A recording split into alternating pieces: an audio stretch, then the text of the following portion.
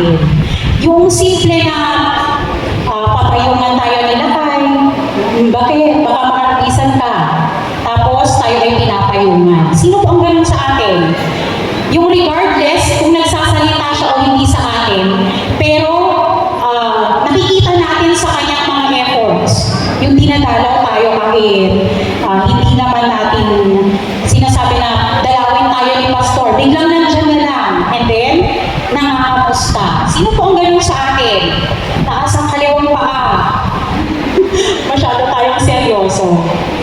So, acts of service po yun. Next po yung receiving gifts. Sa pagtanggap po natin ng mga regalo, sino dito yung tuwang-tuwang nakakatanggap ng kahit na anong libre, kahit di po pa yan? Lahat tayo, di ba? So, gifts of service po pala ang love language natin pag ganyan. Next po ay ang quality time. Ito naman yung kahit, oray magugurang nilakay mo, basta kadkadwang. Ito'y ka lang. Yung gano'n na tipo. So, quality time po, yan ay isa din wika ng pag-ibig. At last po, yung physical touch. Okay, dahil nasa fellowship po tayo. Physical touch na yung inakayan ka, inaalalayan, gano'n na lang po. Pero alam nyo na po yun, physical touch. So, yan po ay ayon kay Sir Gary Chapman. At i-relate lang po natin yan, para makarelate tayo kasi Kristiyano po tayo, So, 5 love languages din po, wika ng pag-ibig ng Kristiyano naman po tayo. Simulan natin sa words of affirmation or positibong pananalita. Wika ng pag-ibig po bilang isang Kristiyano. Ito. So, isang umaga daw po ay si Mac Jojo, si Brother Jojo, ay nagpunta sa palengke ng General Aguinaldo. Siya po ay isang matagal ng elder sa simbahan at bumili siya ng Martinez dun sa palengke. Ganito yung sabi sa kanya ng nagbebenta. Sir, garantisado po kung billet na to kapag sabihan mo lang ng mga salita, gagayarin niya kahit ano ang sasabihin mo. At ang sabi pa niya, kapag inuulit niya yung mga naririnig niya, ay para siyang walking encouragement. So, tuwang-tuwa po si Brother Jojo. Pagka-uwi, nilagay niya yung Martinez sa hawla. Alam niyo po yung hawla, di ba? O, nilagay niya sa hawla, tapos tinabi niya sa Bible niya. Isang linggo yung lumipas, tahimik pa rin yung ibon, walang inig. Tweet, ganun lang. Tweet. Kaya sinubukan ni Brother Jojo na magpatugtog araw-araw ng worship na songs. Pero yung ibon nasa hawla pa rin. Tulala lang yung Martinez. Dahil frustrated na si Brother Jojo, dinala niya yung ibon kay Pastor. Sabi niya, Pastor, araw-araw ko namang ini-encourage tong ibon na to. Tinabihan ko pa ng Bible. Binibigyan ko siya ng Bible verses na nakapost dun sa gilid niya. Binabati ko pa ng good morning. Pero hindi pa rin nagsasalita, sabi po ni Brother Jojo. Napangiti si Pastor at tinanong niya si Brother. Sabi niya, tinuruan mo na ba siyang magsalita, brother? Tapos, tinignan siya ni Brother Jojo, tapos sabi lang kay Brother, hi.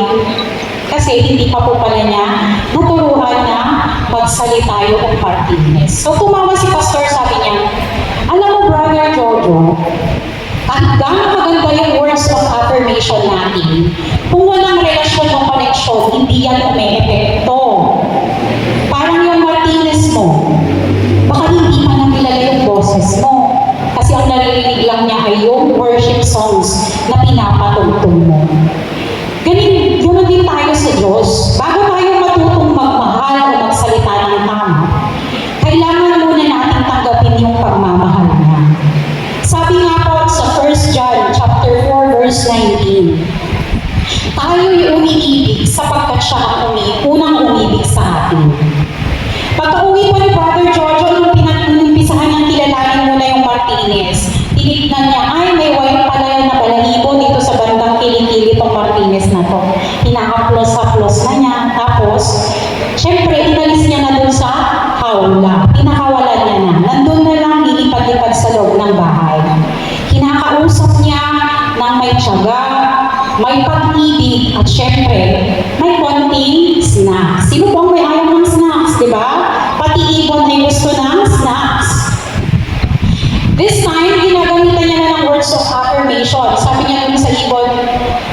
Isa kang Martinez na pinalihis sa langit. Isa kang pinagpalang nilalang na may balahibo. Uri at dasipin mo at daplano ni Apo Kanunam. So pagkaroon ng ilang araw, noong meron pong fellowship, Bible study sa bahay ni Brother Jojo, sabi ng mga congregation, God is good. Alam niyo po, sumagot yung Martinez. Ang sabi niya, all the time. At napakalakas. Mas malakas pa sa sinabi ko. Ulitin niya namin. God is good. Okay. Galing po natin yan sa ating mga kapatiran na bago pa lamang. Minsan po, ina-expect natin sila na, oh, sister, dahil na-invite kita sa susunod ay, dapat, kapag nagsasabi si pastor ng something good, ang isasagot mo ay, Amen. Pero ang pagkakamali po natin ay hindi pa natin na ipaunawa sa kanila kung ano talaga ang pag-ibig ng Diyos. Kailangan pa po muna siguro natin na ipakita sa kanila at maramdaman nila yung love ng ating Panginoon. Para po, sila mismo ang magsasabi ng Amen. At times na, si pastor ay may encouragement na sinasabi. So, yun po ang una. Sabi nga, ang pinakamalakas na sumigaw ng Amen tuwing worship service ay ang Martinez na ito. Ikalawa po, ang acts of service. 4 na lang. Acts of service. So, sa isang maliit po na simbahan sa baryo ng General Aguinaldo, ay meron si Brother June.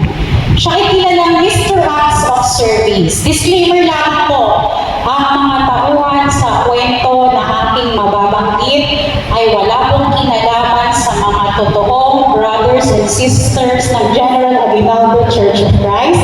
Ito ay katang-iisip lamang at kung tayo ay matatamaan, very good. Mr. Acts of Service daw po si Brother June. Siya yung tipo na nag-aayos ng upuan bago dumating yung congregation. May kilala po ba tayo ganito? Meron. Nagwawalis siya ng paraangan ng church bago pa dumating yung mga members. So kung mapataan siya sa kapilya, talagang nagwawalis siya. Kahit na nakabarong pa siya o kaya naka-formal attire. So nagpupunas din siya ng mga silya at ng microphone. Every time po yan. Isang linggo, nag-announce si pastor. Sabi niya, next week po, magkakaroon tayo ng Love Language Sunday. Magpakita tayo ng pagmamahal sa isa't isa in action. Inspired si Kuya June, napag-isip siya, gagawa ako ng pinakamasarap na kaldereta sa buong barangay. Yun daw ang way niya para mag-serve. So ilang araw siyang nag-grocery kasi inaantay na talagang magbukas yung suki niya na merong mga fresh na karne ng baka. Ilang oras niyang pinakuluan yung buto-buto at gayon din yung laman.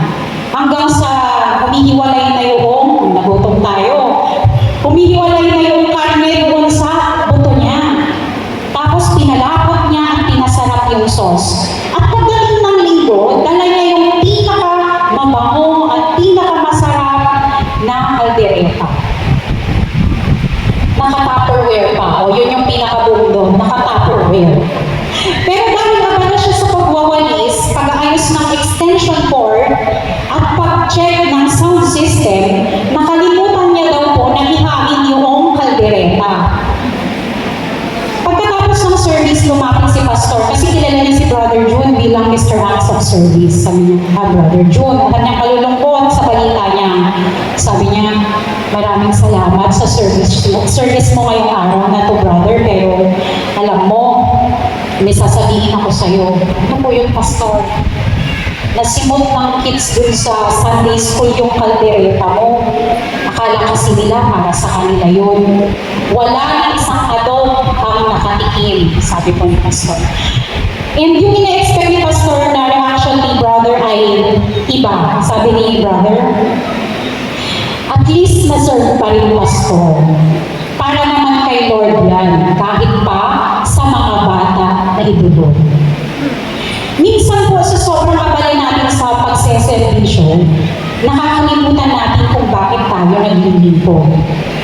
Hindi lang para matapos yung gawain, kundi para ipakita ang pagmamahal ng Diyos sa iba.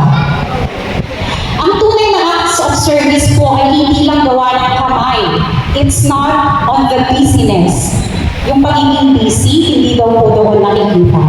Kundi nasa gawa ng puso. Nasa fruitfulness ng gawain, gaano man ito kaliit.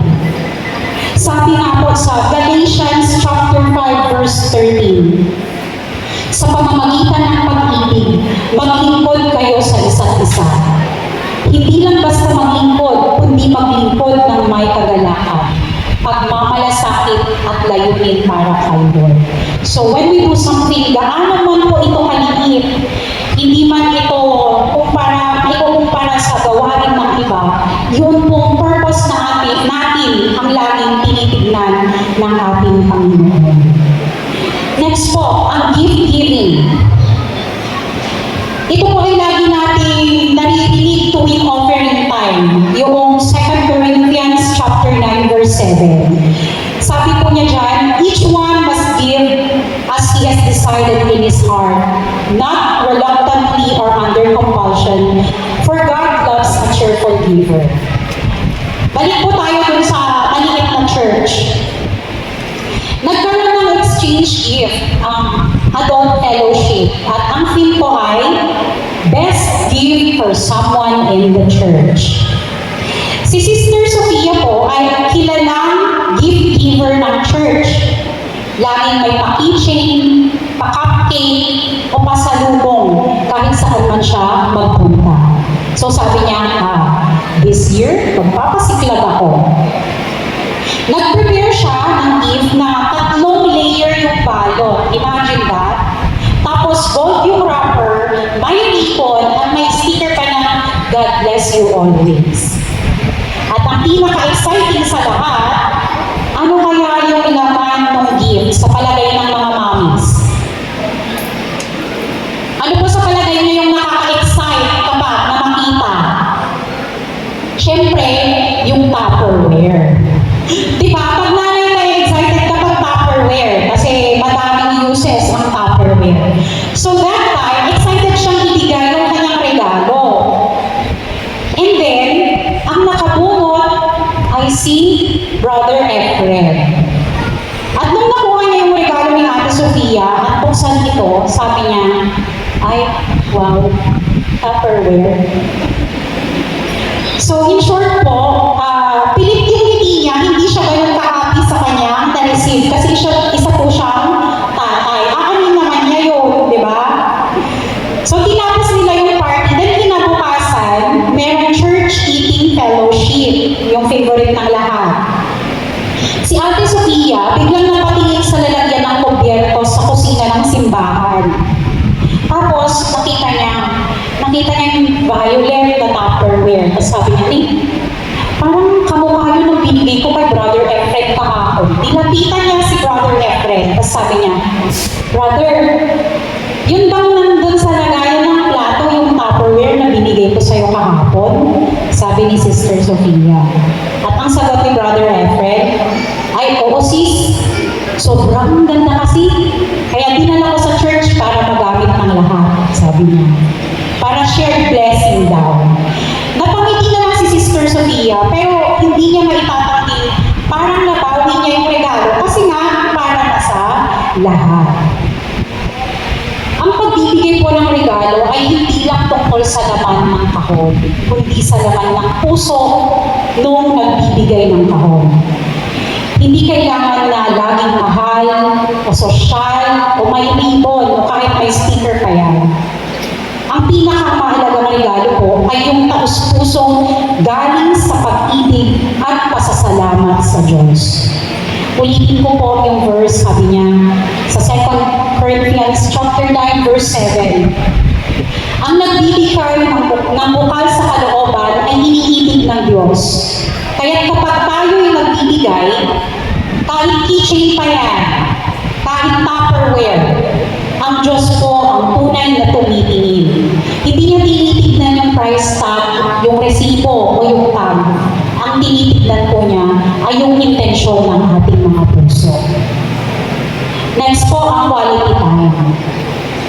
Sa quality time po, si Tatay Alberto ay isang bagong Kristiyano. At dahil bagong Kristiyano siya, very in spirit, on fire, kumbaga. Tinatamaan siya ng Holy Spirit kahit na simpleng post lang ni Pastor sa Facebook. Yung tipo na may devotionals, then nagiging inspired siya para mag-serve sa church. Then tuwing linggo, siya yung unang dumarating para mag-ayos ng mga upuan. Siya yung naghuhugas ng mga plato at baso tuwing may eating fellowship. At sa sobrang dedication niya, kahit anak niya, hindi na siya halos makita sa bahay.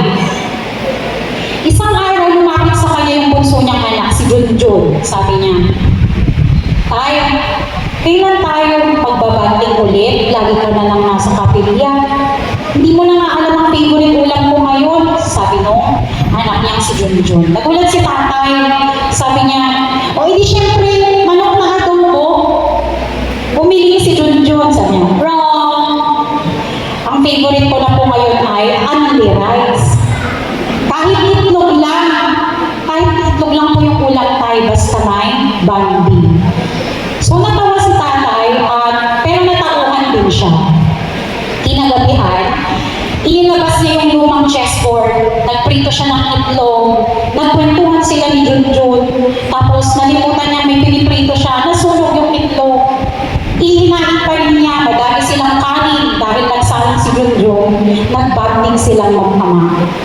At ang kanilang dish ay sunog na itlog. Pero alam niyo po ang nakakatuwa, sabi ni Junjun sa kanya habang kumakain, Tay, ito po ang pinaka-boring na pagkain. Pero alam niyo po, ito yung pinakamasayang gabi ko. Ang oras po ang isa sa pinakamahalagang regalo na pwede natin ibigay sa ibang tao. If we make time for them. Hindi po kailangan gumastos, hindi rin po kailangan magdrama. Basta nandyan ka sa tabi niya. Minsan, sa sobrang dami ng ginagawa natin para kay Lord, maaaring ito ay mga meeting, events, mga practices, nakakalimutan po natin na ang ating first ministry ay ang ating pamilya. Ang first ministry po natin ay ang ating pamilya. With them, we can have quiet time with the Lord. Tama po ba? Kasi sa lahat naman po ng bagay na ating ginagawa, ay pwede natin siyang pasalamatan at papurihan. Para po sina Martha at Maria, sa Lucas chapter 10, verses 41 to 42, sabi niya, Martha, Martha, abala ka sa maraming bagay, ngunit si Maria ay pinili ang pinaka-mabuti. Gaya po ni Maria, piliin din natin minsan na tumigil, makinig, at makasama si Lord.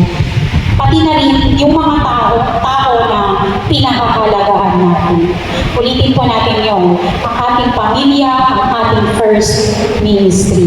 Kailangan nila tayong maramdaman para maakay natin sila papunta sa Panginoon. Next po yung physical touch. So sa isang youth camp po, mga agtutubo, may isang participant, ang pangalan niya ay Brother Frenjen. Ni Brother Frenjen, itatry ko pong mag-Ilocano. Ni Brother Frenjen, kit na ulimik na ubing, kit managpapain. Certified po siya na anti-hugger. Alam niyo po yun? So, yung tipo ng tao na kapag group hug, sinabi ko gano'n, una siyang iiwas, tas magpapagigil. Alam niyo po, huwag tayong ma-offend kasi meron lang talagang taong gano'n. Kailangan lang siguro ng kaunting encouragement. So yun si Brother Frenjen, mahiyain. Group hug, nagtaray, nag-CR. So isuna agile. Nung last night ng kanilang fellowship camp, nagkaroon ng prayer and encouragement night. So bawat tao ay nakatasan na manalangin para sa kanyang partner, and then after niya ipanalangin, ito ay yayakapin niya yung taong yun. So nung time na nag-lay hands sila at mayroong encouragement, napili ni Brother Fred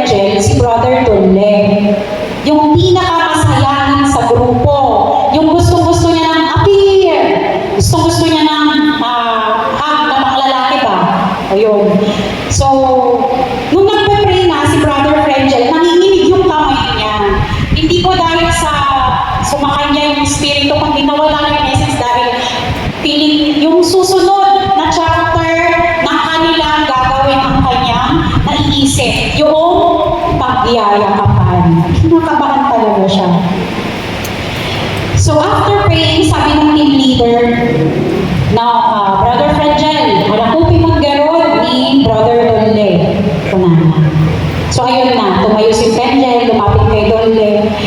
Nagbigay ng sobrang awkward na hug na hindi mo sure kung hug talaga yun or parang may inabot na tuwalya lang. So sobrang awkward ng hug. At alam niyo po, si Brother Dolly, noong siya ay nayakap, ay biglang napaupo. So, nagyawan yung mga nandun na congregation at palakpakan sila. Sabi, ala, anointed ang happy Brother Frenjel. Sabi nila. Tapos napaganyan na lang siya, parang, ay wow, sabi ni Brother Frenjel. And late that night, lumapit po si Brother Dolly kay Brother Frenjel at sabi niya, bro, nadulas lang ako kanina. Pero salamat pa, kailangan ko ngayon yung prayers mo at yung yakap mo. Salamat, napangihinaan kasi ako ngayon. Sabi ni Brother Dolly. Minsan po, iniisip natin na yung physical touch ay maliit na bagay. Pero sa tamang oras, ito po ay makapangyarihang paraan ng pag-ibig at pagdamay. Hindi mo kailangan maging super expressive na lahat ng nakikita mo na brothers and sisters ay hug, beso. Hindi naman po kailangan na ganun. Minsan, isang tapik lamang sa balikat, isang tapik sa kamay, o kaya sa balikat, sapat na para maramdaman ng tao na may nagmamalasakit sa kanya. Tama po ba? Tulad po ng sabi sa Romans chapter 12 verse 10, magmahalan kayo bilang magkakapatid at igalang ninyo ang isa't isa.